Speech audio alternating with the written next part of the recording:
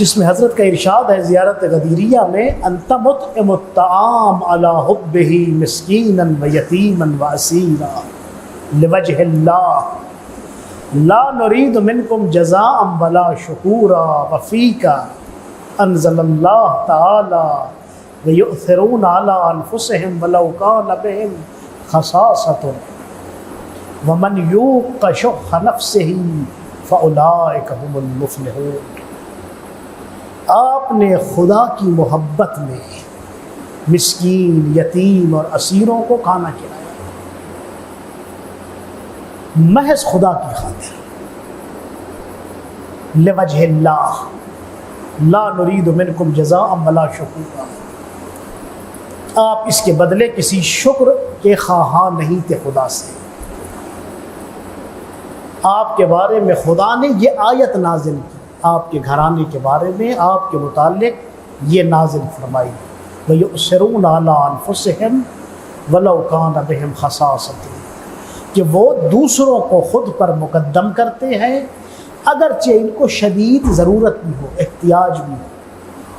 یہ اس آیت کی طرف اشارہ ہے کہ 3 دن جب نظر مانی گئی، حسنین شریفین مریض تھے کہ جس میں اہل بیت نے روزہ رکھا، جناب سیدہ امیر المومنین امام حسن، امام حسین اور جناب فضہ کی افطاری تیار کی گئی۔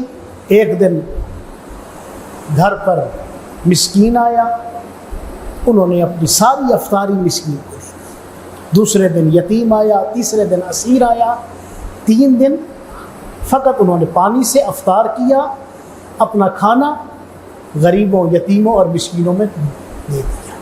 اس بنا پر خداوند متعال نے یہ آیت نازل فرمائی کہ یہ وہ لوگ ہیں، یہ وہ ہستیاں ہیں جو دوسروں کو خود پر مقدم کرتی ہیں اگرچہ ان کو شدید ضرورت بھی ہو، اور جو اپنے نفس کو بخل سے بچاتے ہیں وہ نجات پانے والے ہیں۔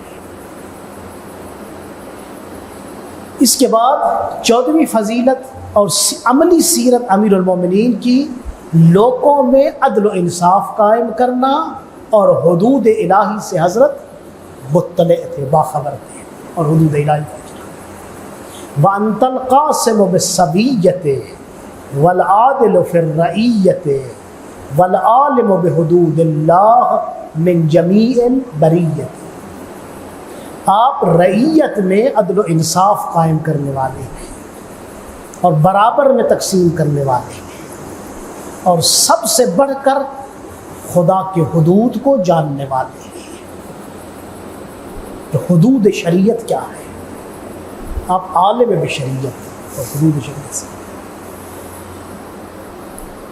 15 نمبر میں امیر المومنین کی عملی سیرت کے متعلق امام علی نقی فرماتے ہیں، ہر موقع پر دین خدا کے مدافع، ہر موقع پر دین خدا کا دفاع کرنے والے تھے۔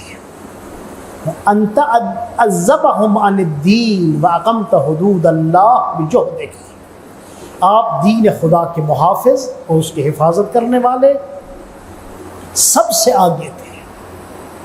اس طرح آپ نے حدود الہی کے قیام میں انتہا کوشش کی۔